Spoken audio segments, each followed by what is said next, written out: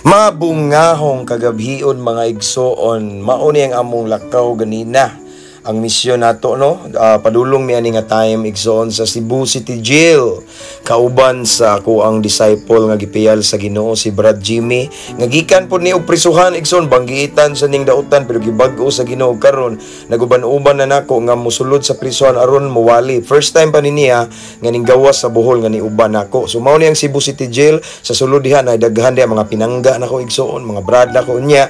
Bawal man picture ug video dito. So mao ni wala tay mga pictures dito unya pag humanig son sa tong mission dito successful kayo, grabe ka fruitful ka mabungahon ning uli ta dayon wala na ta nagapit-hapit dito Cebu igsoon ming largo ta nagtaksi ta nya largo ta diri sa Pertris unya ning sakay ta sa Light Cat 1. Yesterday ang atuang gisakyan Light Cat 2. So dili kay daghang pasahero mga igsoon sa among pag-uli karon og amo din gipasalamatan ang mga gigamit sa Ginoo nga may hinungdan nga naabot mi diri og nahimong successful ang amuang mission igsoon.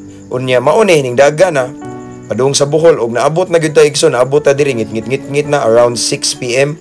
Unya ning abot mi diri naabot mi sa Bohol nga puno sa kalipay ang among kasing-kasing tungod sa gibuhat sa Ginoo nga kay bulungang butang ug nagmalampuso ng among mission didto igsoon.